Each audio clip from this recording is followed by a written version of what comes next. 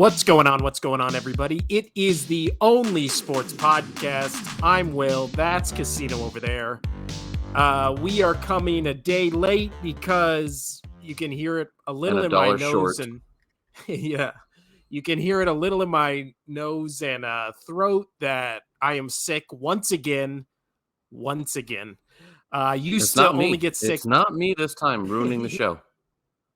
I used to only get sick once a year. Now I get sick once every 3 weeks, which is fun. I love it. It's great. I don't understand why it keeps happening. But yesterday I had no voice. Today I barely have a voice. So Casino got his wish. Well, we know why you don't have a voice, but I'm not gonna lie. After last podcast, my voice was hurting because my Sixers rant. There will not be a Sixers rant today because I told you what would happen Game 7, and then it did. So this is also not part 2. It's just a full new episode. Casino and I, we're busy people. We're busy. We could not do part 2. There was just no time for it whatsoever. Just no time. But so just get used to these false promises because they may be a trend. Yeah. With that being said, though, hockey. We haven't talked about this in like a week and a half. Week and a half. The floor is yours, yes, long story short, Florida beat Toronto. Vegas beat Edmonton. Hurricanes, they advanced, and Dallas beat Seattle. So I guess we can just kind of quickly touch over a little bit that Florida-Toronto series because Toronto is the mecca of hockey. Well, they're supposed to be, but they're not. Again, it is their starters. I've talked about it the entire time playoff hockey, especially this series. Their starters have not shown up with Austin Matthews, with Marner, Nylander. You needed production. Austin Matthews, he is a 11.5 roughly, I don't know the exact number, $1 million player a year, and his contract's coming up and they got to renew it, and he's not going to ask for less. He's not going to take a pay cut, but I really think that they need some sort of restructuring there because the last 4 teams that are in, Dallas, Vegas, the Hurricanes, and Florida, they are, yes, they can kind of go top heavy if they wanted to, but for the most part, these are hockey teams that play 4 lines. So it was a sad showing for Toronto, but I laughed my ass off through and through because being a Bruin fan and the Bruins getting beat by Florida, it just makes me happy that Toronto got beat by Florida. Great coaching, but we've talked about it. Their goalie is just absolutely on fire, and that's what scares a lot of people going into any sort of playoff against a team that is just on fire. If their goalie is on point, which Bobrovsky is, that's scary. So I still have the Hurricanes in this coming round. We'll get to that advancing, but I think the story of that series, Toronto, Florida, was Bobrovsky being a two-time Vezina winner, which, for you don't know, that is the best goalie in the league for the year. He's won the trophy twice. He's absolutely on fire these playoffs, and then the starters didn't show up. That's why it was an easy 4-1 sweep over the Maple Leafs. They were awful, and my buddy said it, and I really wish they didn't win a game if they didn't win Game 4, because would that be even like they came out of the first round if they got swept in the second round? Yeah, but I've always thought. And I'm just trying to play a little catch. Again, just trying to play a little catch up here because, we didn't talk about it and then we forgot about it and life. So yeah. But yeah, that's the story of that series. Florida looks hot. Their goalie Bobrovsky is just out of control good. And then Toronto's superstars didn't step up. And I heard a really interesting thing on the radio the other day was, with the 4 teams that are left, do you really think that there could be a restructuring of teams moving forward once, because the cap has barely moved at all, but instead of getting your superstars, going more 4-line heavy, because the last 4 teams in are 4-line teams instead of superstar teams. I mean, makes you wonder. I don't know if that's, really no other sport. I mean, the superstar gets you to where you are. Like, look at the NBA. We're getting ready to talk about that, So, yep, that's that series. Moving over into the Carolina, New Jersey. Again, not much. It was a 4-1 sweep as well. Or not sweep, but 4-1. I already called it. Carolina was going to roll over New Jersey. Carolina was my pick from the beginning of the year. They're looking extremely good right now. Yes, they have pulled Anderson a couple times, their goalie, but their superstars are coming through. And again, they are a 4-line team, which really helps out the balance. People aren't playing a shit ton of minutes. So just looking in game 5 for that, only two players of theirs, which is Sebastian Aho, because he's one of their superstars, which is just a cool name, Sebastian Aho. I would love that name. And then Jarvis. Those are the only 2 players outside of defense that were over 21 minutes, or that were over 20 minutes. So, yeah. You have anything to add, or you just want me to keep rolling? Because I can. No, just keep going through it. Just keep rolling. Yeah. So I will touch on the Vegas Oilers series because I thought that was the more important one in a second. Plus, they're my team, so our team. But Dallas, Seattle, it went into game 7. This was a weird game 7 because for the majority, oh god damn it, there's my dog. This is my question to you. We saw multiple game 7s in the NBA that were kind of duds, and then we also saw this game in hockey that was a game 7 and was kind of a dud. I watched this whole thing. Are game 7s overrated? I don't think they're overrated. I think teams play differently. So, like for this one specifically, no team nor Dallas nor Seattle scored less than 2 goals. Even if they lost the entire series, all 6 games leading up into this, and then Dallas won 2-1 in game 7. It was a completely different game. The goalies just came out to play. Even though Seattle lost, Grubauer in the net was absolutely phenomenal. The 2 goals that were scored, one was just a good, the second goal was a good back stick, just up and over like the shoulder. Like he had to fit a window like this big, and he made the window. And then the other one was a broken play. The defense, it was basically a penalty shot, and he just didn't get it. So besides that, Grubauer played great. I really thought Seattle was going to pull this off, but it was going to be harder and harder as the series went on, where Dallas wouldn't win. Dallas looked better, like they were going to win as the series went on. So they're through. That's a little nerve-wracking for Knights fans because the Knights did beat the Oilers in 6. And I love this story because I really think who won that series has the best chance to win the whole thing. Yes, I have the Hurricanes, and I had the Hurricanes winning from the very get-go. But I like how both the Oilers and the Knights, they just seemed like the better team. So here's a fun fact. So going into the playoffs, even with the Bruins having their great season, there was still odds out there that the Oilers were going to win the cup. They had the highest odds to win the cup at like 33%, even over the Bruins while they were still in it. And get this, Vegas beats them in 6, not 7. Vegas beats them in 6, and Vegas is still not favored to win the cup. Hurricanes are. Vegas has gotten no respect this entire playoffs and pretty much this whole season because they don't have the superstars. They didn't have 30-goal scorers, but they're playing great 4-line hockey, 2-way hockey. You have to go 200 feet to be able to score. The story of that series was Vegas shut down as best they could Draisaitl and McDavid, the 2 best players going into the playoffs. McDavid being the best player in the league. And yeah, Draisaitl kind of just fell off a cliff after that four goal game one, and he just kept going lower and lower. And yeah, Vegas takes it in 6, and there was out of 26. There's a great thing that was posted on the Vegas. I don't know if I sent it to you, but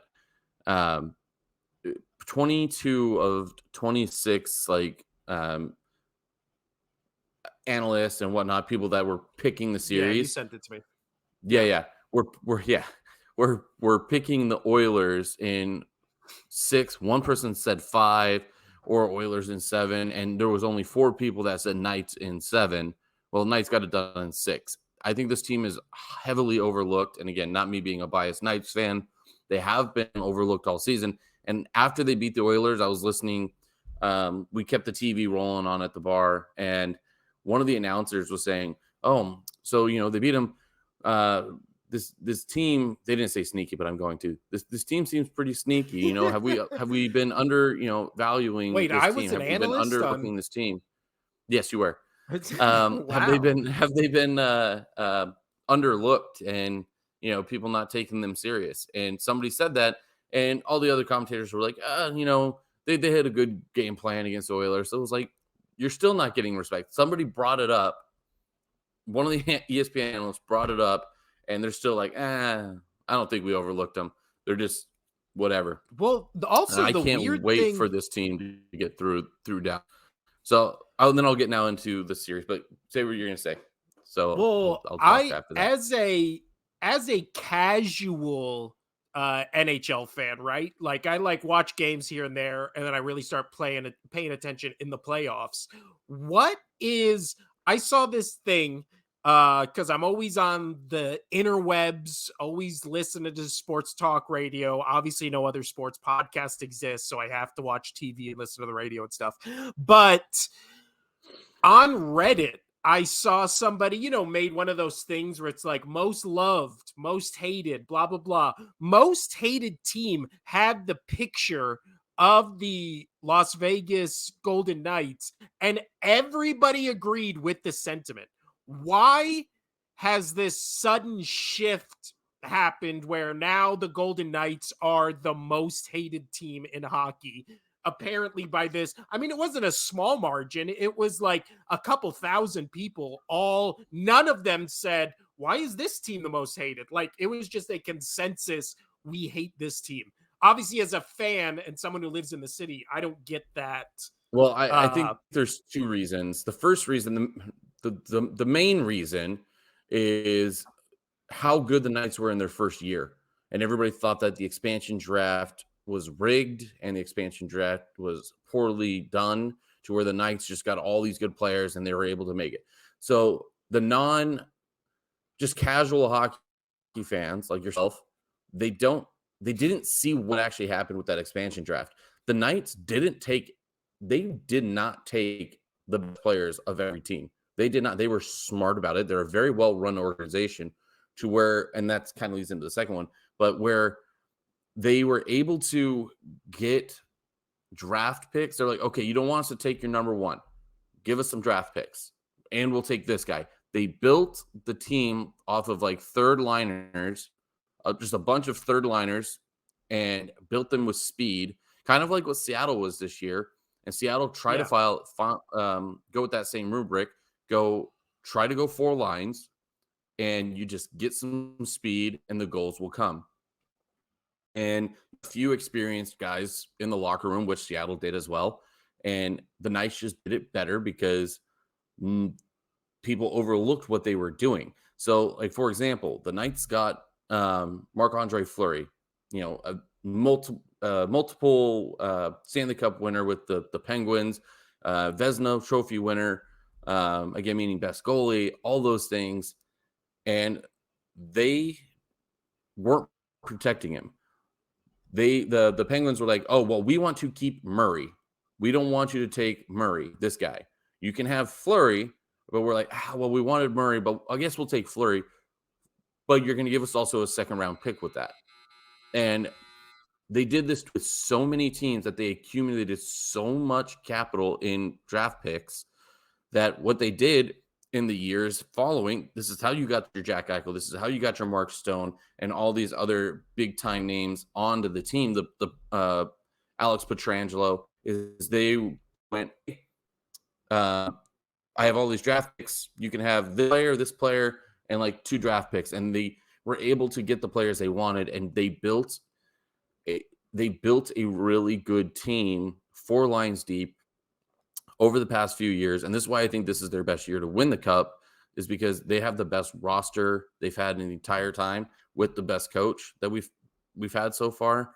Yeah. So I really think that the Knights they have a heavy shot to do this. So the betting odds are favored for the Knights. Like, it's almost like a pick 'em with the Hurricanes, but everybody's picking the Hurricanes announcers to win the Stanley Cup. So that's reason one, is people didn't like how good the Knights were from the very beginning. The second reason is because I think they're jealous. The Knights, this is 4 of 6 now, actually. No, because they got knocked out in the first round. So 4 of their 6 years, they have made it to the Western Conference Finals, which is absolutely unheard of. There's only been one other team to do that since their start. I forgot. They showed it up on the TV, but I know they're the second team in NHL history to make the conference finals 4 times in their first 6 years of being a franchise.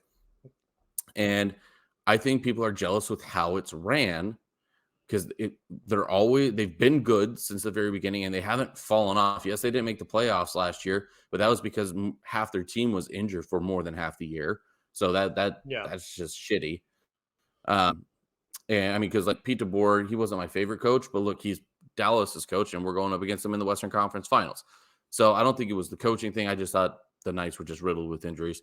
So those are my couple reasons where I really think that, and I guess you can add a third, where they think that the Knights are bandwagon fans, because it's like, oh, hockey in the desert.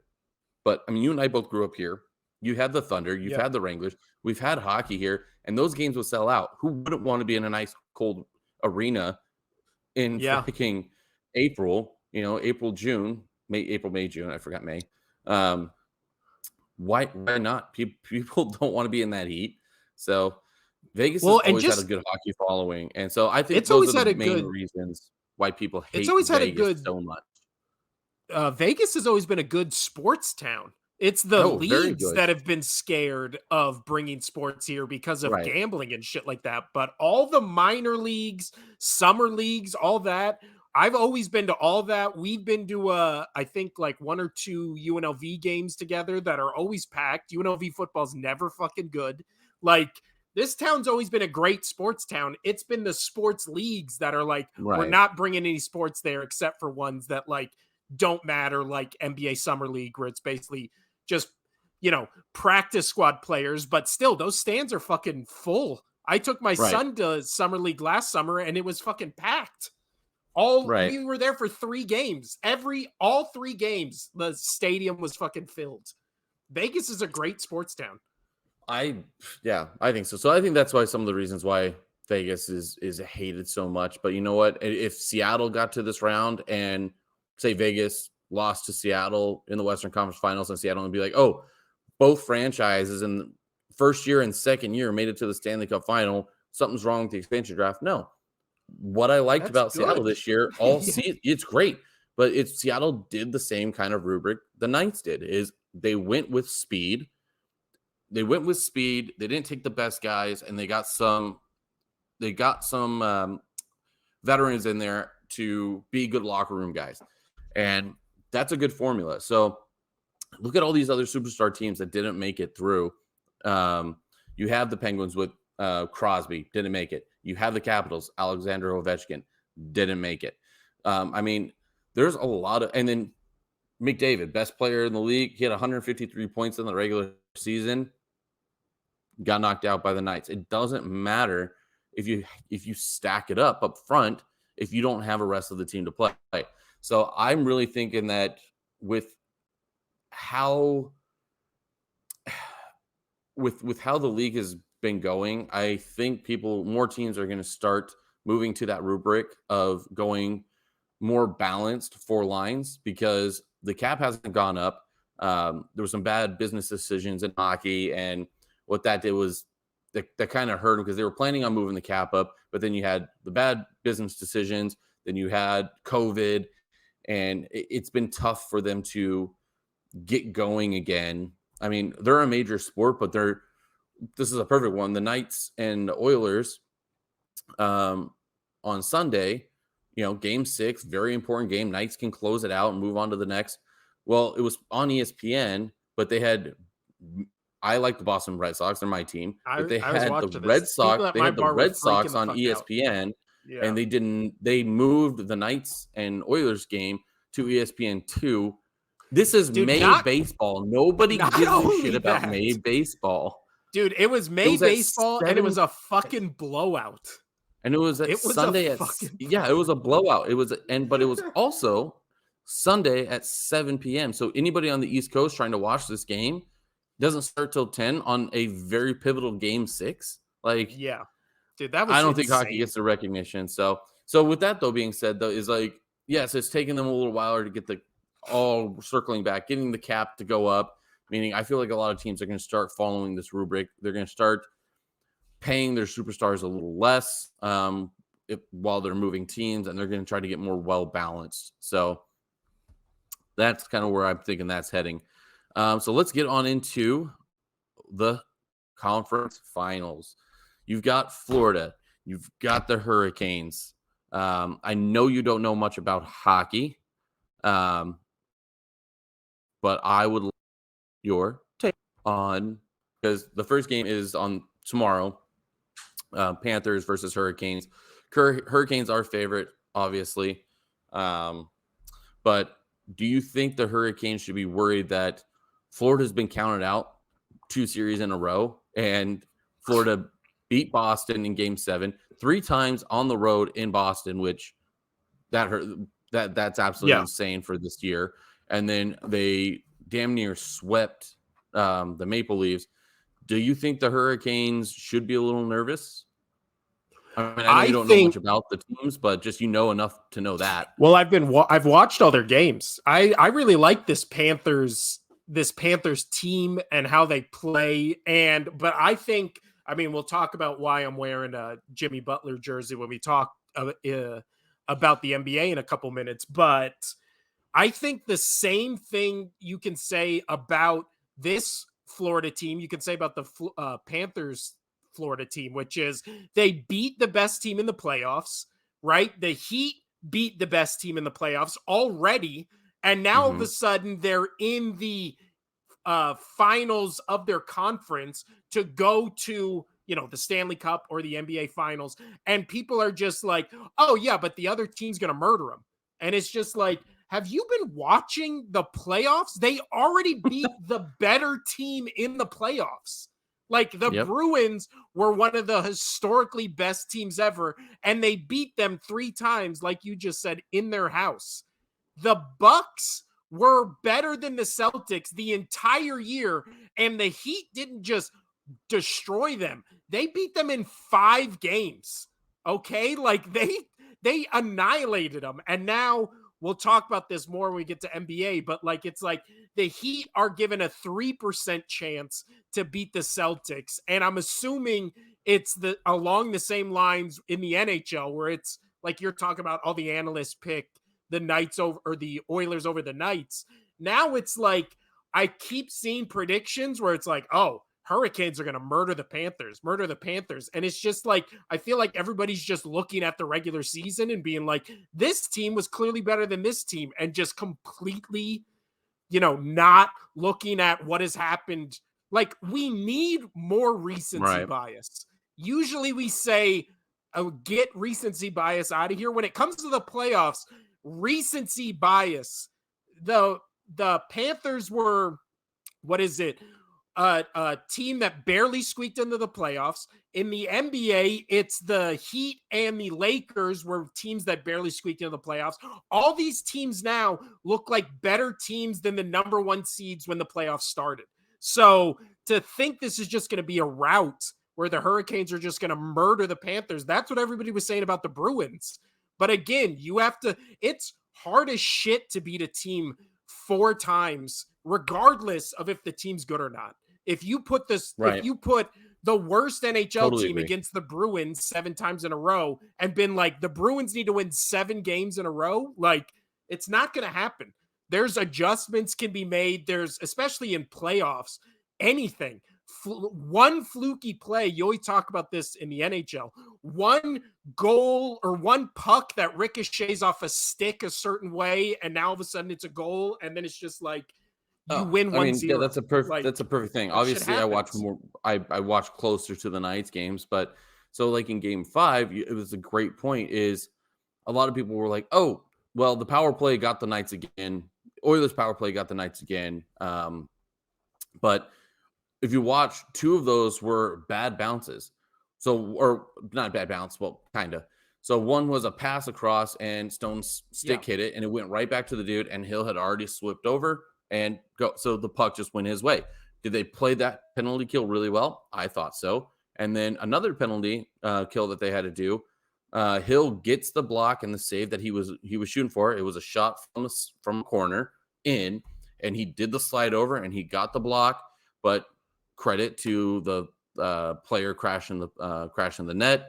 It hit off of Hill, who made the save, and then it hits off that dude's hand and goes in. It wasn't like a hand pass in because that's illegal, but right place, right time. But the power play looked good, or the penalty kill looked good against the power play.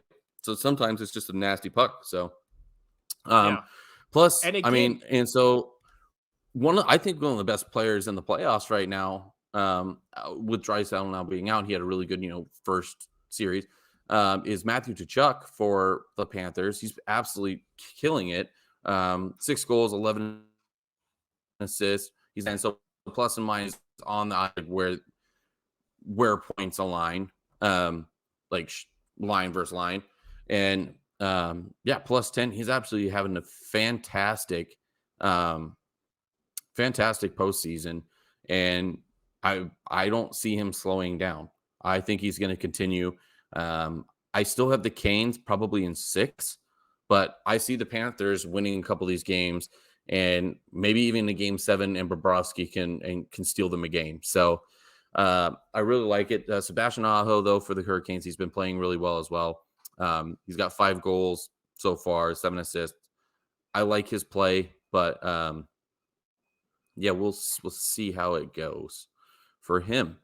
But I am excited to see this one. Obviously, I think the Hurricanes can still edge the Panthers. I just think the Panthers, if Bobrovsky stops having and 2 players, if Tkachuk slows down a little bit and Bobrovsky slows down a little bit, the Canes can beat them in 5 or 6. But I don't think that's going to be the case. I think it is the Canes in 6, 6 or 7. But I'm calling it Canes in 6.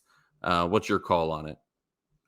I really think if the Panthers can take Game 1, because we've seen how good they've been on the road, I think all of a sudden then it becomes a real thing of like, how many games can they steal from the Hurricanes? Because right now they're just playing with That's house a good money, point. right? They didn't expect that's a great point. They didn't expect to be in this position at all. So the Hurricanes did. Like you said, they were your pick at the beginning to go all the way. You had more confidence in them than you did the Bruins. So at this point, it's like they're battle tested, they're proven, they are not scared to be on the road. I'd be much more scared to play in the Boston Bruins arena than I would be the Hurricanes. So Hurricanes. yeah. So and that's a good point though. That's a good point because I haven't been too worried about the Knights on the road. They're the second best team out there. The Bruins, but I didn't take that in consideration. If the Knights can make it to the next round, and if Florida can make it to the next round, Florida's been dominant on the road so far. They've dropped, no, they haven't dropped. They've lost 1 on the road, I think, this entire postseason. I would have to double check that. 2 on the road? No, 1 on the road, I think. So, I mean, they're playing phenomenal. So I wouldn't want the Knights to go against that. The Knights have been okay at home this year. They haven't been dominant. Um, but yeah, no, that's a good call. So that's where my take is. It sounds like BJ is kind of leaning towards Florida if they win that first one. He did step away from the mic. We'll double check that after when he gets back. And then obviously the series that I'm more invested in is Vegas versus Dallas. This is a good story. I thought Vegas versus Seattle would have been a cooler story because it would be the two brand new franchises, the newest franchises going at it in the Western Conference Finals. But one that I am excited for is Dallas. Their coach, Pete DeBoer, was Vegas's coach for the last 2 years, 2.5 years. And he knows this team very well, but he doesn't know all the acquisitions that the Knights have brought in. And Dallas has swept Vegas so far this year. But the things to take in consideration with that, though, is Vegas was in a slump when Dallas whooped them the first time. It was right before the All-Star break. Things happened. After that, you have a couple games where it was very close, some OT games. But Vegas was missing Mark Stone, their captain, their leader, as well as a couple of their defensemen. So the Vegas hasn't been this healthy playing Dallas so far this year. By the way, so what was your pick? I was saying you're leading Florida. Florida wins the first. Yeah. You know what? I've been riding them since they beat the Bruins. I'm sticking with the Panthers casino. Again, Fair it's enough. Panthers and what? Panthers and what, though? You know what? I'll say 7. I'll say 7. All right, Panthers and 7. All right, so that means they have to win. You confident in that? Your computer cut out. What? I said, are you confident? So you're confident with Panthers in 7 on the road against Carolina? I think they can win 2 in Carolina, 2 at home. That's what I'm calling. I'm picking it. All right. Picking it. Okay. I'm assuming you're picking the Hurricanes. The Knights is yes, I am. Hurricanes in 6. 6. And so I was saying how nice it would be to see Seattle play Vegas. Obviously, that didn't happen because it would be for two newest franchise. But Dallas Vegas looks very interesting because Pete DeBoer being the previous head coach, he knows the team. Dallas has swept us this year. But what I like with Vegas is, again, they weren't fully healthy. They didn't have their captain. They didn't have their leader, and they were in a slump, not buying Bruce Cassidy's system before the All-Star break. This team is 100% in Bruce Cassidy's system right now. This is why Bruce Cassidy was so successful over at the Bruins, and people were shocked that he got let go. That when you buy into his system, which is defensive first, and then you break down, you make them play 200-foot hockey. You have to make them go from their defensive zone all the way to the offensive zone. You control the neutral zone, no easy entries, and you keep them to the outside and you let the goalie see. This is something that I really feel that why some of our goalies have strived, and we've been having this goalie carousel. I say we as I mean BGK. That the system is really well put, and I don't think Dallas. I think they're going to come in going, oh, we beat Vegas all year. They have not beat us once, but I think they're going to get shocked with now the Knights 100% buying into Bruce Cassidy's system. Is it still nerve-wracking? Yeah, but I'm going to say Vegas in 6. That is my call. I mean, you have Aiden Hill. He didn't play the first round at all, and he had to come in relief during the Oilers series for Laurent Brossoit. And so Hill, though, is 3-1, but going 3-1 against the best power play in NHL history, 3-1 against the best hockey player of the time in Connor McDavid. That is fantastic. And his goals against average is goals against a game is 2.2. His save percentage is .934, which is second best to, I believe it's Anderson. Let me check. I think it's Anderson for Carolina. I have it right here. Nope. Anderson's is .931. So, I mean, Aiden Hill has played absolutely phenomenal, and Ottinger playing in Dallas, he's 8-5 so far this postseason, which is good, but he's played a lot more games. I could see him getting worn out a little bit because he's played every game. He's played every game so far, which that will wear on a goalie. That will wear on a goalie as games go on. I like Aiden Hill in this situation, so I'm rolling Aiden Hill just with how the Knights are projecting on the better goalies for the series, but you don't know. And plus, there's a few players that scare me. Pavelski, I can't stand him. He played for the Sharks. I hate the Sharks. I hated the Sharks before I was even a Knights fan, before the Knights were a thing. And I was just a Bruins fan, and I hated the Habs and the Maple Leafs and all that. For some reason, I always hated the Sharks, and I was glad because it was justified when the Knights made a rivalry with them in year one, which was fantastic. But Pavelski's playing great. But Hintz, he is having an outstanding postseason. Jack Eichel really well for the Golden Knights, but Hintz has 3 more goals in him. He's absolutely crushing it. Assists, he has a couple more assists as well. That's going to be the guy that the Knights have to shut down. They're going to have to watch for him, and they're going to have to watch for Pavelski.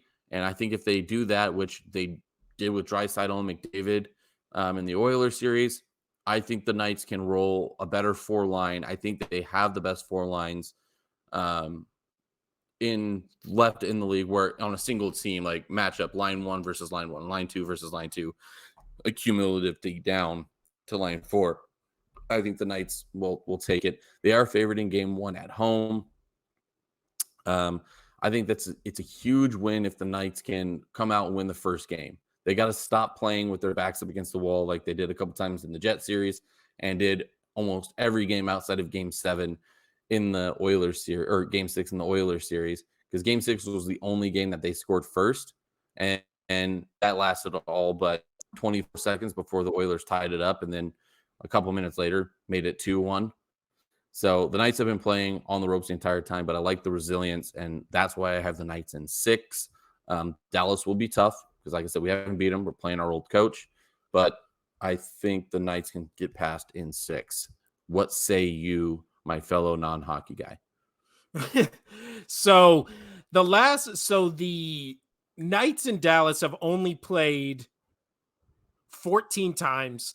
Dallas has a record 8-3, or no, the Knights have a record of 8-3-3 against the Stars, but the Stars in their last 5 meetings they've won, or the Knights against them are 1-1-3. So they have kicked their ass the last couple of times.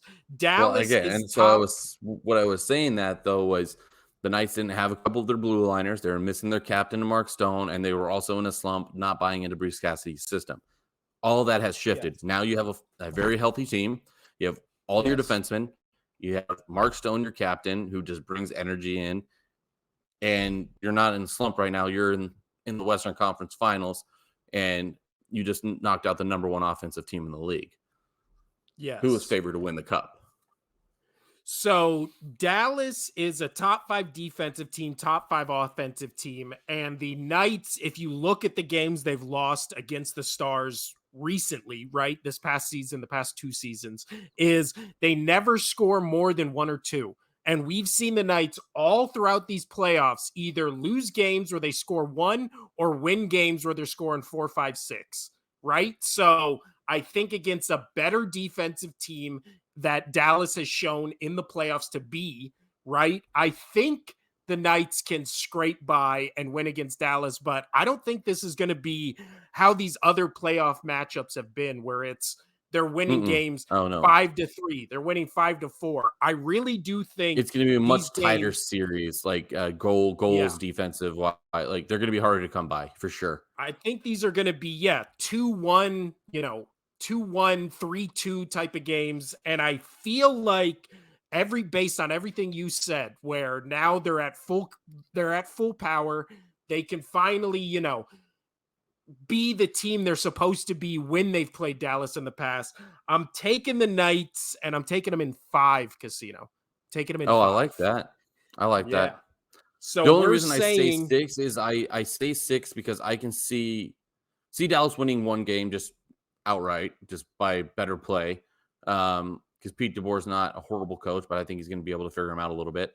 But I think Ottinger, their goalie, I think he's going to be able to steal at least one game, and hopefully not more than that. yeah. So we have at the moment we both have the Knights. They're our team, but we're also just based on all the shit we just said. I have the Panthers, you have the Hurricanes, and then who do you think wins? So your matchup is Knights Hurricanes. Who do you think is going to be hoisting up the Stanley Cup, and in how many games? Knights in 6.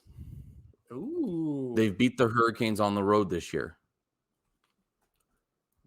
They've played better against the Hurricanes this year, and they were doing that through all their slumps, through all their injuries. I well, just you think were the Knights saying and they played the against the Knights. Hurricanes all season better than pretty much any other team, and you've been So saying they that for a swept a couple other while. teams. They swept a couple other teams. I don't remember exactly what the total wins on the Knights have over the Hurricanes this year. They don't play them that much, but I think they played them twice, 3 times. Let's But look I it know up. they beat them on the road, and yeah, if you want to check that out. But what I like is the Knights against the top teams in the East this year. They've been able to win. They've been able to win on the road against them, and I really like. I liked if the Knights can get to the Stanley Cup. I had the Knights before the playoffs started to beat any team except for Boston. If Boston made it there, because I just didn't like the matchup with Vegas Boston. But I think it would have been a tough game. I like how the Knights play against the East. Bruce Cassidy's used to playing teams. He knows the teams very well. But again, that's what scares me in this series against Dallas is Pete DeBoer knows this team. I'm hoping my fingers that Pete DeBoer just he doesn't know Barbashev that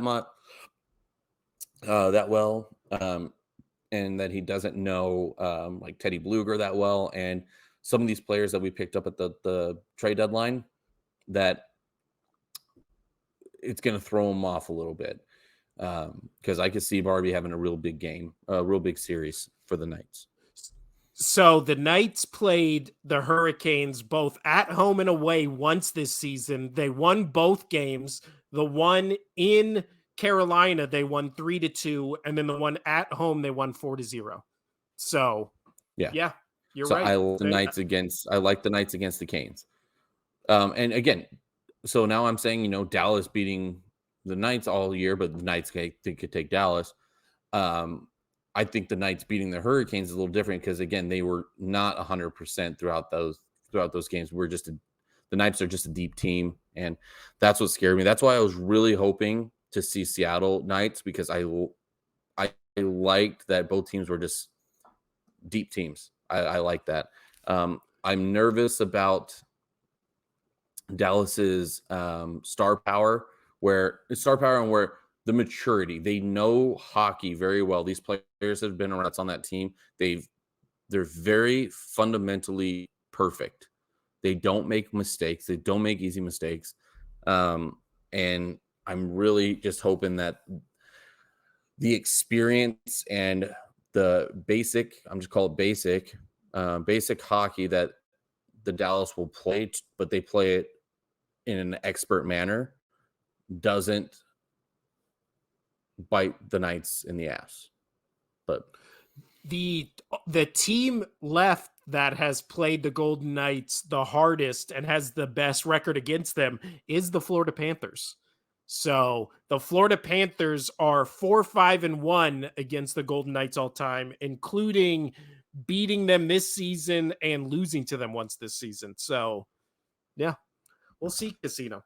It's going to be a good whatever matchup we get. It's going to be pretty good. I hate all Texas and Dallas teams, so I'm hoping the Stars get annihilated. But they're I'm the fine team with that I Panthers want or to. They're the Hurricanes. team that I want to win the least. Just even if the Knights don't make it, I will be cheering my ass off for either the Canes or the Panthers.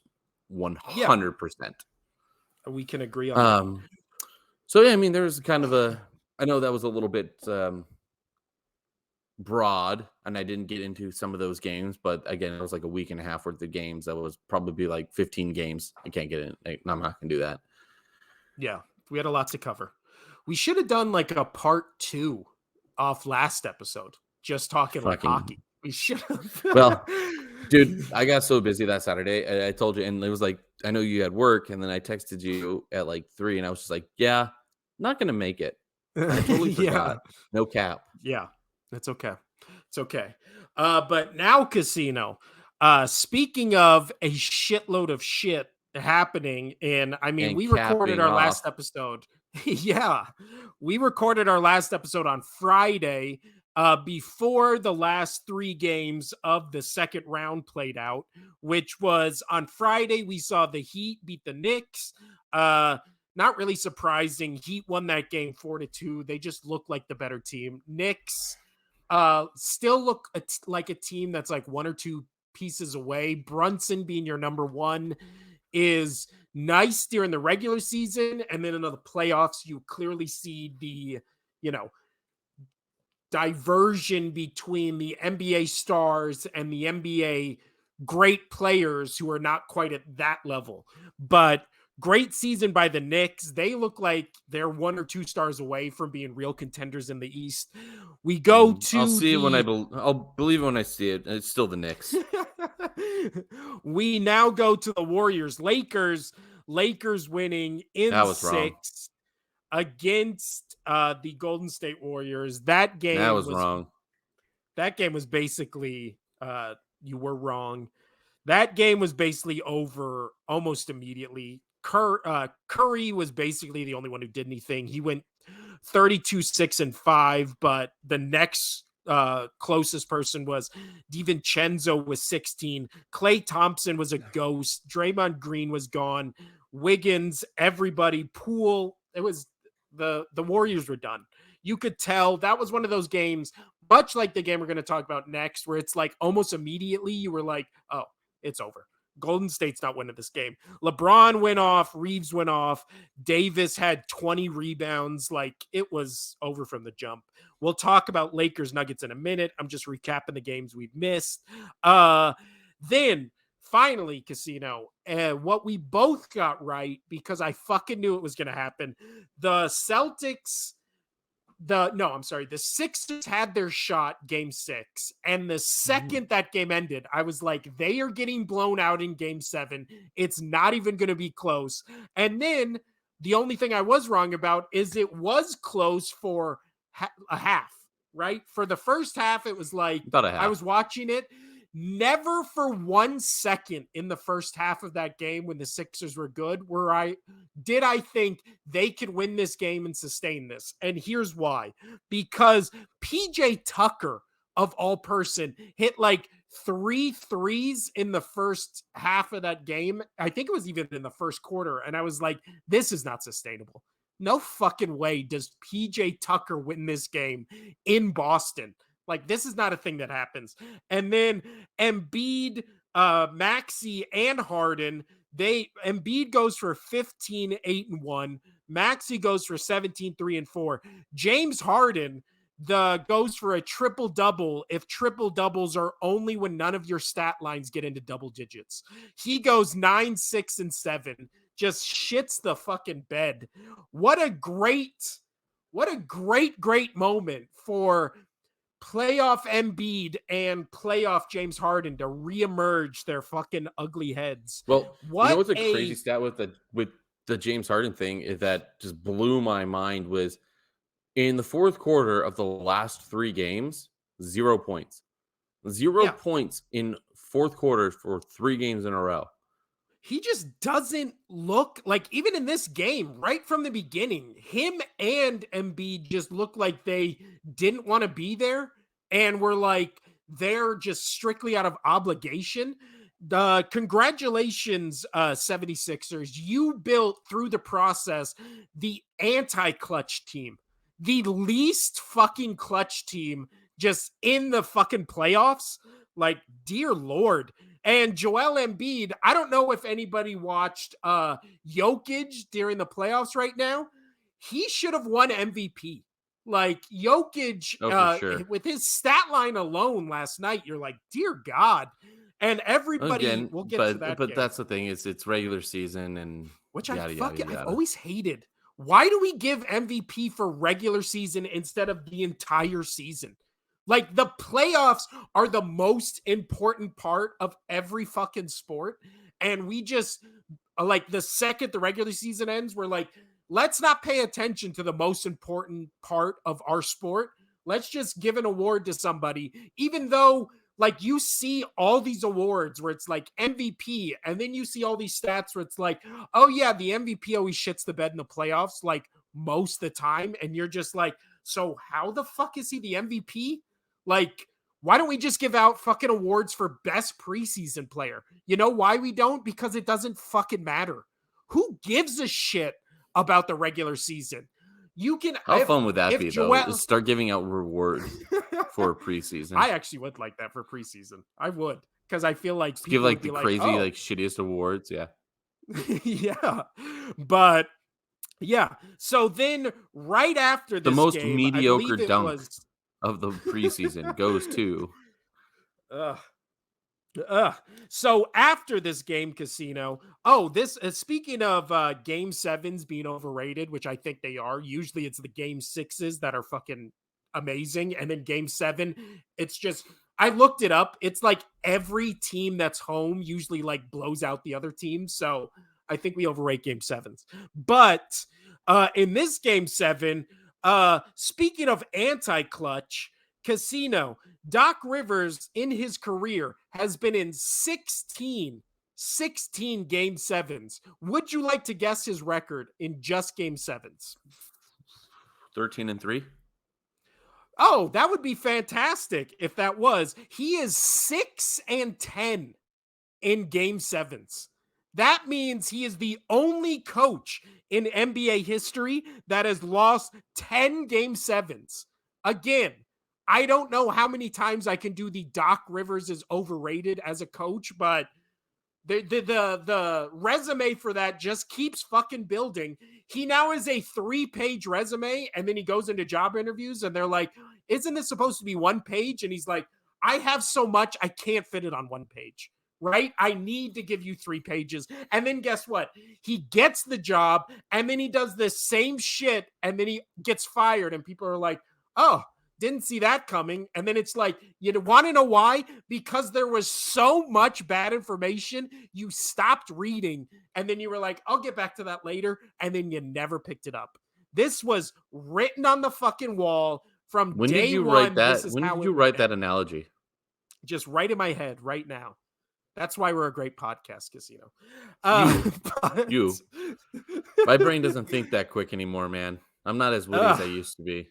As you can tell, like half the time you'll say something and then like it's not a delay, people. He'll say something and he's already like 5 or 6 words into the next thing, and then I'll say something regarding what he just said.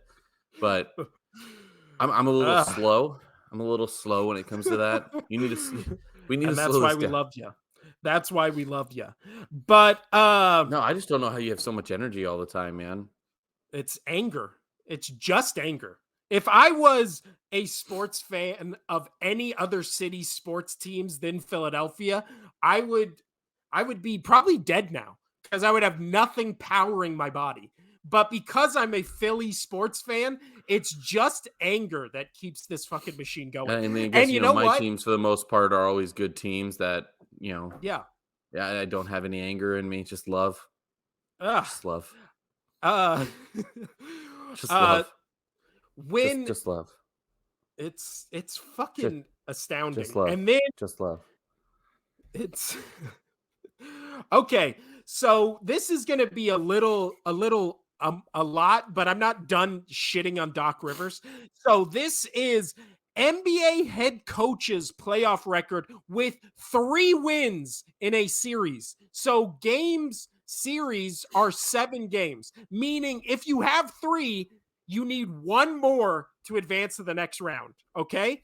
Doc Rivers in NBA history when he has 3 wins in a series, meaning, again, he needs one more win to win the series. He is 16-33. How the fuck is that possible? How? How the fuck can you have the closest Well, I person think to the coaches in the NBA are overrated. Well, he definitely is. He has a 32.7 win percentage in games where in series where he has 3 wins.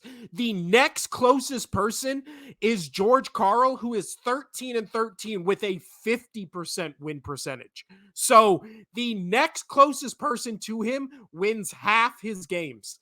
Doc Rivers, 32% winning percentage when he wins in a series 3 games. That's fucking astounding. Like, ugh. But on Monday, because of all these fucking reasons, he was let go, along with I love how he Monty. said that he thought he was going to continue coaching there. I I don't know expect to how. coach next year. Ugh. Along with Monty Williams from the Suns that was let go. That one was more surprising to me until the reports came out where like all of his players were kind of like good, which I mean, that proves right there that apparently his time in Phoenix was done. But I think he should have gotten at least one more year because, right, they just got Durant like almost towards the end of the season. So, but I guess the players were done with him. So there you go. And Well, again, then that's where I'm saying is I think the coaches in the NBA are just overrated because the players control the team. Like, until look now, not until anything. Like, look at the Lakers, dude. I don't, who Nobody pays attention to the no, coach. It's everybody like, oh, LeBron's running the team. yeah, but until what is it? You see a team like the Miami Heat that are coached by Spoelstra, and he's literally just out coaching the other coach with practice squad players, and then they're beating He's the the number one only seed Bucks. coach in the NBA that I see like up and screaming at his players, like standing and pacing and doing basically college basketball coaching. Almost every other NBA coach that I ever see, I'm like, oh, is that the athletic trainer? And they're like, oh, no, that's the head coach. And I'm like, oh, well, he looks like 20 years old and he doesn't know what the hell he's doing. And I will say, and we'll talk about this with the Lakers Nuggets. The Lakers coach is a defensive coach, and some of the adjustments he made to the Nuggets last night in the fourth quarter, I mean, it was too late, but it was really smart strategy and changing, which is going to make that series much more interesting. I'm in pain. Next up, let's talk about the Sixers Celtics. Last bit about this. Did you see the quotes at the end of the game from Joel Embiid? No, I must have missed it. So he said, you can't win alone. I can't win alone. Talking about him and James Harden. It said, oh man, I just had it pulled up. At this, damn it. I don't know what it basically, and people are trying to be like, the quote in context sounds better. No, it did not. His context, and I'm paraphrasing, was like, me and James got to do better.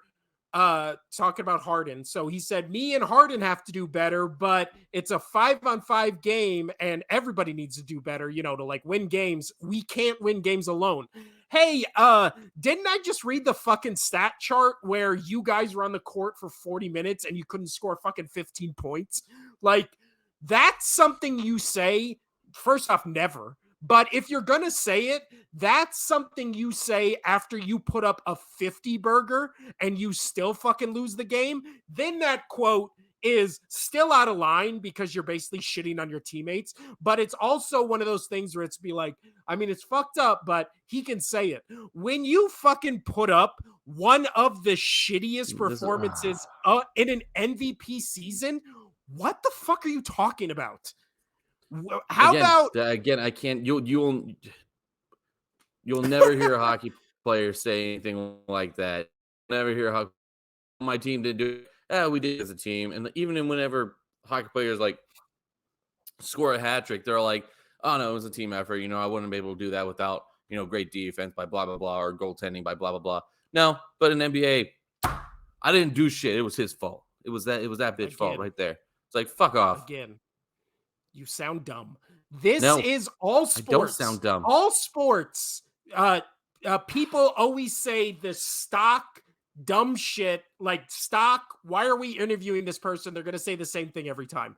Then there's always, every sport has those one outliers where they say something like this and you're just like, why would you not just say the stock answer of like, I love my team, we'll get here next year, they were just the better team on the court. Like, I can write, we can put into an AI chatbot, Chat GPT, we can say, talk about losing a game after, and we can plug in any sport, and I guarantee you all of them will spit out the same fucking bullshit of like, we went out there, we tried our hardest, but the other team just had like blah, blah, blah, blah, blah. Garbage doesn't mean anything. It's the second you say some dumb shit like this. In retrospect, even Giannis's losing isn't a failure kind of thing, that is better than this, because at least he was like, me and the team learned something from losing, even though everybody was like, that's fucking dumb. It's way better than being like, I need help out there because I can't do anything, even though you scored fucking 15 points in a game 7. You're the fucking MVP of the league. Let's talk about who should have been MVP of the league, Casino. Let's talk about Lakers Nuggets last night. What a fucking, what a great game. What a great fucking Joker game. What just a fucking, this was good basketball right here. This was everything going. So one of my regulars who is a Lake fan was in there, and like normally he's got a very short fuse sometimes when it comes to sports teams, which a lot of people do, which is fine. But he was like very calm. I was like, "You good?" And he goes, "Yeah, no, like it was a good game. Like, not mad." Dude. I was like, "Oh shit, okay." Well, okay. Before we talk about this game, let's talk about the narrative before and the narrative after it. The narrative before the game was, oh man, here come the Lakers. The Nuggets have not played any defensive caliber teams of the Lakers, which was true, right? The only issue was the other side of the narrative was the Lakers have not played an offensive force in the playoffs so far like the Nuggets have, right? Like, we'll read Joker's stats last night, which when I read them are going to be insane. And then you realize this is kind of his stat line every night, and he could probably have more. It was 42 minutes. He scored 34 points, 21 rebounds, 14 assists. I believe he had like 2 blocks, 2 steals. Like, for any other player, that's fucking a crazy stat line, right? For Jokic, it's kind of like that's what he does every night. And this was kind of a slow night for him, like points-wise. And it was just because he was so good at fucking passing. His last, since April 21st, he scored like against Minnesota in the playoffs. He scored 20, then 43, then 28, then 24. Then against Phoenix, he went 24, 39, 30, 53. Okay? And then in the last 2 games against Phoenix, he had triple doubles. He also had a game in there where he went 17 rebounds, 17 assists, and then he had a game against Minnesota where he went 17 rebounds, 12 assists. Like, this is just what he does. This is just his stat line.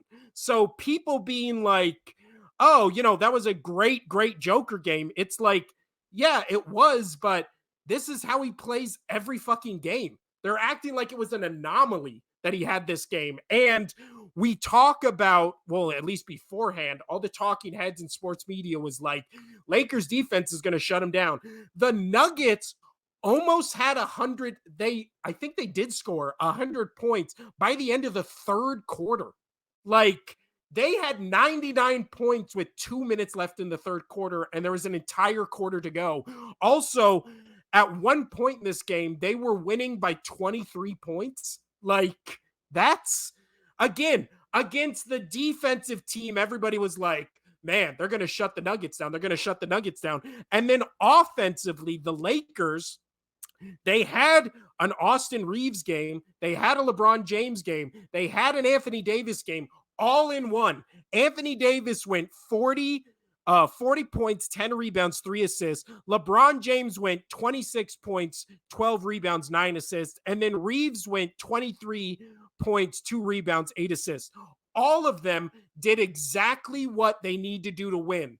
And still, this is a game at one point they were down by 21 points. 21, 22, 23 points, whatever it was.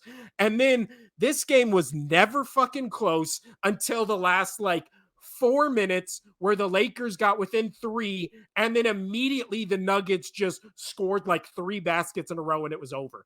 And I keep seeing the talking point after this game was, oh my God, the Lakers in the fourth quarter, they figured out the Nuggets. The Lakers shouldn't be worried at all. And this is the stat people keep bringing up, but there's one thing missing from this. So Joker, when he had the primary defender of Anthony Davis was on him for 15 plays. And then Joker was 10 for 13 in field goal attempts with 2 turnovers, right? He also had that fucking beautiful, beautiful 3 at the end of the third quarter, just right in Davis's face, right over his, hands or whatever. Then they switched Hachimura over to defend Jokic, and he was 0 for 2 from the field with 2 turnovers in 6 plays. So, and people are like, they figured out Joker. You think that 2 plays or 2 missed field goals from the mid-range that were kind of just heaves up that missed, you would think that being the thing where they're they figured out the MVP, he's done. It's just it was 2 plays. Why are people acting like he was on him for the second half and completely shut him down? He was on him for 6 plays. He shut him down for 2 shot attempts. What the fuck are we talking about? I keep seeing all this fucking chatter online, on the shows, on talking heads, on clips where it's just Lakers in 5.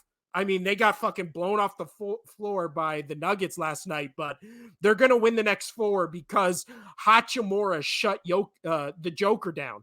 And it's just did we watch the same fucking game? What are we talking about? The Nuggets had an okay offensive performance based on what they normally do. The Lakers had the absolute best case scenario for an offensive game, and at most points of this game they were down by 20. The fuck are we talking about? What game did everybody watch? Again, Anthony Davis scored 40 points in this game. Will he score more than that in a game in this series? Probably not. Joker had 34 points. Could he score more than 34 points in this series? Probably. What the fuck are we talking about, Casino? I don't understand it. Everybody just being oh man, they figured out the Nuggets. Oh, really? They figured them out and then they still lost the game? So what the fuck does that mean? They figured out a way to lose by 7 instead of by 21? Cool. I don't know why we're trying to act like the Nuggets are another professional team that also can figure out, oh, they started doing this. Well, let me change up a little bit. Yeah. Well, that's also the thing. It's just the Lakers figured out the Nuggets, but everybody's acting like the Nuggets are going to make no adjustments and it's just going to be the Lakers adjusting. It's just again, the narrative is everybody in the media wants the Lakers, right? Because they're the big names. So now you have to spin it. You have such a good take. You should be on a podcast or something. Sports show. But it's just the narrative coming out of this game is the MVP played the best defense left in the playoffs and dominated them, right? He had a fucking triple-double that was That's an impressive stat line as you're ever going to see, right? And that was not even his best game, probably in this series. But the narrative coming out of this game is not MVP blows out the Lakers. The narrative coming out of this game is Lakers figure out the Nuggets in fourth, leading to a close game. And it's just like, did we watch the same game? What the fuck are you talking about? What about the first 3 quarters? And they still lost. The narrative would make sense if the Lakers, quote unquote, figured them out and then snuck away with a victory in Denver. And then it's like, whoa, the Lakers were down the whole game. Pretty much what happened in game 6 against the Sixers and the Celtics, right? Where it's like the Sixers made adjustments. They figured out the Sixers in the fourth quarter in a game they were losing all quarters.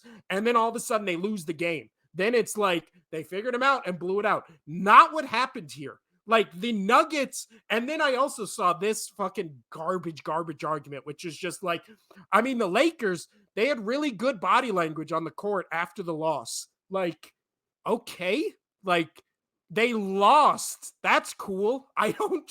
If the Lakers win this series, would I be surprised? No, but people being like, okay, now it's Lakers series. I mean, Nuggets to lose. It's like they just blew them out and they're undefeated at home. The Lakers are also undefeated at home, but we just saw, again, we saw what LeBron James and Anthony Davis, we saw their peak performances in this game of what they've done in the playoffs. And the Nuggets still blew them out and then ended up winning by 6 points. Like, again, I don't understand it, but I don't know. But I know one thing. I need to fix my record machine because you're broken. You're on the same thing. You've said it like 15 times. Because it's I watched the same game. I watched the same game as you. I did. And so as someone who watched this game as well, Casino, what was your thoughts from just the standpoint of the Lakers figuring out the Nuggets and the Nuggets offensively?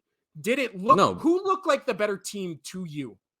The Nuggets. And what happened, I'll tell you, when they brought it within 3, it was literally 3. And everybody in the bar is kind of like, whoa. You know what I did? I went upstairs and worked on some of the cake stuff that I had to get done because I knew the Lakers were not going to pull that off. I did not care to watch them end that game because I knew the Nuggets were going to be like, oh, wait. Yeah, you got within 3, but we're going to close it out. Yeah. I was not worried for the Nuggets at all.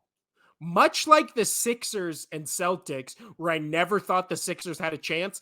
Like you're saying, even when the Lakers got it close, in my head, I was like, there's no way they win this game.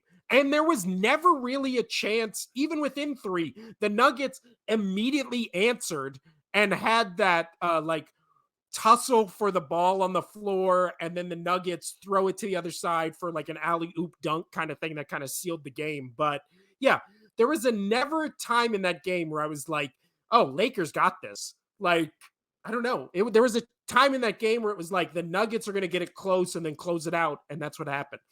But out of this series, Casino, we did it with hockey. Let's do it with basketball. Who do you think wins this game or this series, and in how many games? Nuggets. And in how many? Nuggets in... You know what? No, Nuggets in 5. I was going to say 6, but no, Nuggets in 5. Ooh, I am actually going Nuggets in 6.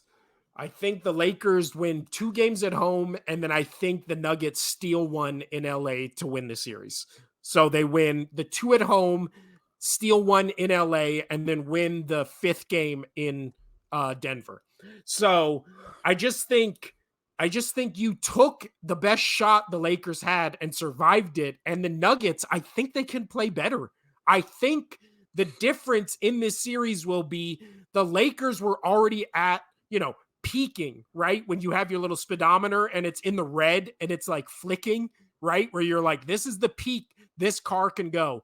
I think the Nuggets, they were only at like, yeah, all you have to do is just shift down, bro. Just shift down. But the Lakers or not shift down, shift up. That's all you got to do. Come on now. The Lakers were at their max. You automatic vehicle people. Ugh. Not knowing how to drive stick shift. The Lakers were at their peak, and the Nuggets can still go to another level. I really feel that way. Oh, and I just dropped my pen. But next up tonight, probably right around when I'm uploading this podcast, it is going to be Heat Celtics. I am a Jimmy Butler fan. My wife got me this Jimmy Butler jersey. I said I wanted it for the Sixers. She doesn't know sports, so she just saw Jimmy Butler jersey and then got me this. And here I am. But tonight, Casino, game 1, Heat Celtics, according to ESPN Analytics, I touched on this earlier when we were talking about NHL, there is a 97% chance the Boston Celtics win this series and only a 3% chance the Miami Heat do, because apparently ESPN Analytics has not watched the playoffs at all. Like, So what the fuck are we talking about here? So running out of time before my wife gets home. So I'm just going to make my pick. I'm going to say Miami. In the series I or like in this what game? in the series. I like what not this game. I think Celtics win game 1, but I like Miami in the series. I'm going to say Miami in 7. Ooh, I honestly They'll think win it. They'll win it in Boston. I think it's going to be Miami in 5. Miami all season has had the Celtics number. They've kind of always had the Celtics number with this iteration of the Heat. And we forgot to mention, because obviously I'm a Sixers fan and it pains me, but the Celtics had the best game they've had in the playoffs in game 7 at home against the Celtics, where Jason Tatum scored the most points a player has ever scored in a game 7, which is he went 51 points, 13 rebounds, 5 assists. But now here's where recency bias is bad. Earlier we talked about where it's good. Here's where it's bad. People forget Jason Tatum sucked for almost that entire series and was a ghost in about 3 of those series against the Sixers, including game 6, where he was like 0 for 8 until the last 3 minutes of the fourth quarter, and then he hit like 3 threes. But Jason Tatum is he kind of has the Anthony Davis thing where he will just disappear for entire games and a half, and then all of a sudden he'll have one great game where they win it because of him. Jimmy Butler on the other hand, he's in every game. He's consistent. He has a higher floor and a lower ceiling than Tatum, which in a 7-game series, I'll take. I'd rather have the guy who one game he's going to give me 8 points, but the next game he's going to give me 50, or I would rather take the guy who's always going to give me 25, right? Always give me 25, 8 rebounds, 8 assists over the guy who's going to give me 51, 13, and 5 in one game and 8, 1, and 3 in the next. Like, I'll take consistency over anything. This is why I think the Heat win. Not only have the Heat had the Celtics number this season and the past couple of seasons, but I trust playoff Jimmy Butler a lot more than I trust anybody on this stupid fucking Celtics team. And they just play dumb. That Sixer series was one of the worst playoff series I've seen, just from a basketball IQ standpoint on either side. And then game 7 is going to kind of erase that. But I've said it on this podcast throughout that entire series. The Celtics are a dumb basketball team. They just play some really dumb fucking basketball. And then when we talk about coaching, I'll take the Eric Spoelstra proven Heat culture over the Celtics coach. I think it's Missoula is how you say his name. Yeah. Who just, like you're saying, most of the time looks like a deer in headlights and doesn't realize he's coaching a basketball game. I think the Celtics, much like the Bucks, are a much more talented team than the Heat, but the Heat just have that playoff pedigree and kind of like that well-coached, well-executed game plan of how to beat these teams, proven true in the regular season, where they basically dominated the Celtics all season. I just think I am honestly, So I'm what's your taking final? Miami. What's your final? I was gonna say, what's your final take here? Yeah, Miami in 5, Casino. Okay, nice. What, you're taking Miami to So what? 7, I said. 7. All right. So we both have the Heat and the Nuggets in the NBA Finals. I will say, last thing on both of these series, these predictions do not account for NBA referee fuckery. Okay? If there's some games where Lakers are getting, 20 more free throw attempts than the Nuggets, and then the Celtics are getting these fucking calls at home, this does not count in these predictions. If there's no It counts. It NBA always counts. It always ref counts. fuckery, It counts. It I counts. know, You got to but take that into consideration. I'll let you refigure that shit out. the Lakers and the Celtics, the league wants that so bad. They want it so no fucking shit. bad. No fucking shit, because they're going to make money that way. Yeah. So we have a couple minutes. You want to talk about Ja Morant being a fucking idiot? You know what? I'd rather talk about the draft lottery if we have one more thing. I mean, I don't think our stance has changed on the Ja Morant thing, right? Like, I don't know if you saw the clip of JJ Redick basically being like, How long? why? Somebody asked, how long do you think he needs to be suspended? I would save the full season. Thanks. Me too. Only That's where I'm at. Only because if this was his first offense, I think you suspend him the same time you did the last time, right? I think it was 8 games. Like the beginning of the season, you say he can't go to any team workouts and he gets suspended for the first 8 games, blah, blah, blah. This being the second offense after a very, very public, like, we're going to be mean to you because like it's making a statement. And he was like, I agree, like I need to do better, blah, blah, blah. And then to do the exact same thing, especially on Instagram Live, where the person filming the video apparently is the only person smart enough in that video to realize it shouldn't be on camera, because the second he sees Morant pull the gun up to his head, the guy filming it like immediately turns the camera away and like holds it down, and you can kind of sense him being like, put the fucking gun away, you fucking idiot. And like, to be that dumb. And again, the JJ Redick argument was like, it's a 23-year-old kid. Again, it's a 23-year-old kid who already got in trouble for this.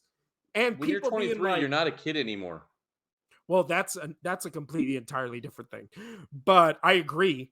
But even with the argument of it's a kid, the kids, as parents, the kid still gets, yeah, Sorry, the kid still gets punished doing a thing that already got him in trouble.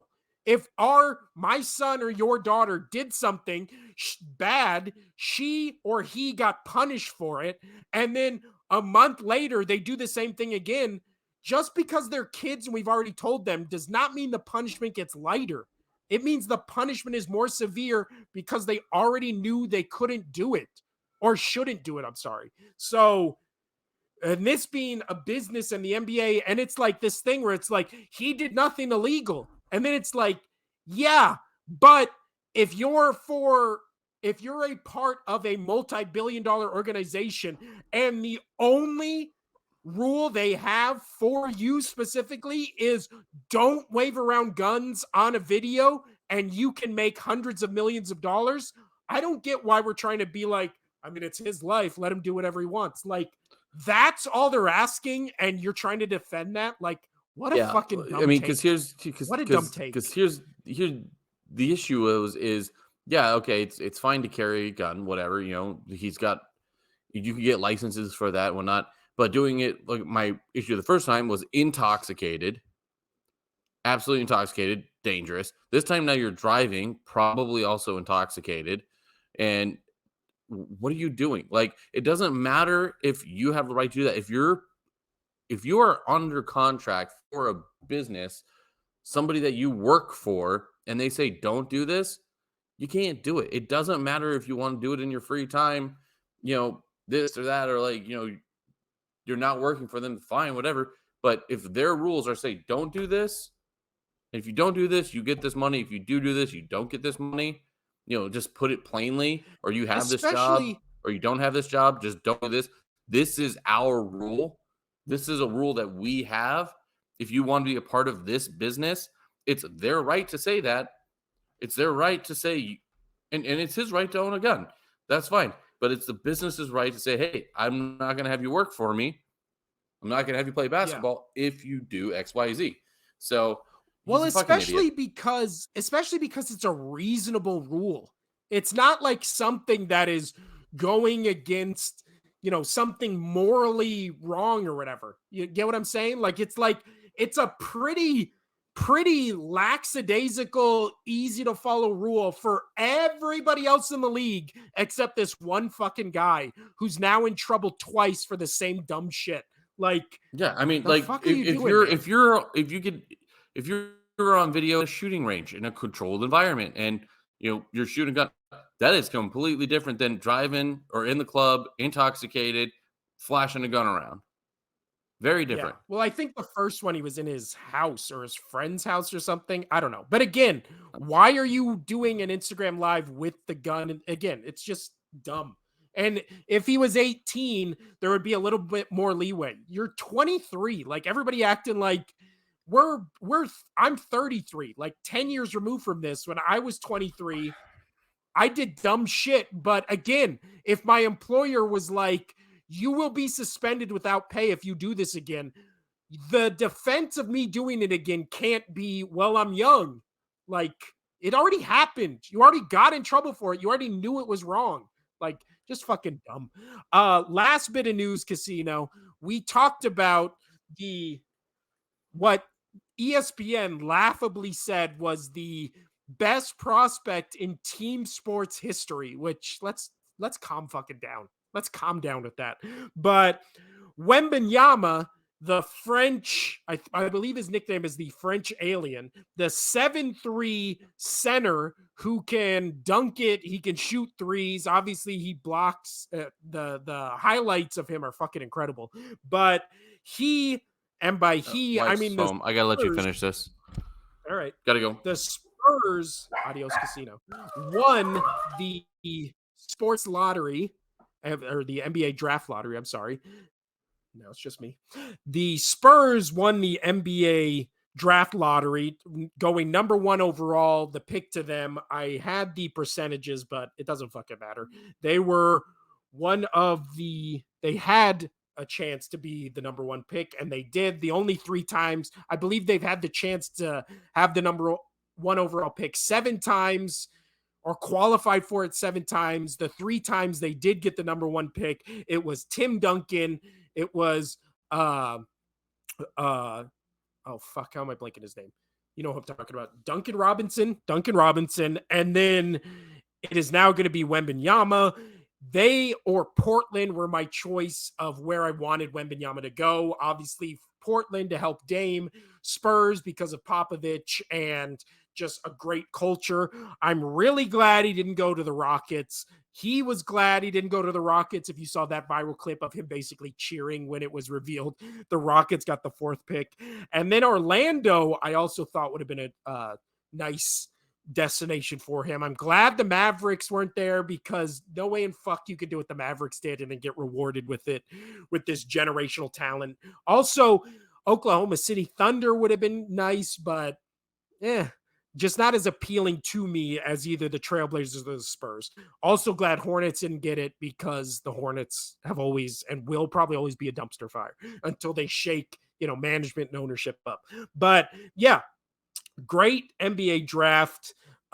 Just in terms of appeal, right? Like everybody wanted to see Wembanyama go to a situation where he will flourish. I believe the Spurs now moved up to a top 5 team to watch next season, on an NBA League Pass. But yeah, just wanted to touch on that a little. This has been the Only Sports Podcast. I'm Will. That was Casino. We went a little bit. Oh no, actually we didn't. We were right on schedule. We tried for an hour and a half, all these episodes. Check out my comics, still on Kickstarter for, I believe, the next 2 weeks and 2 days.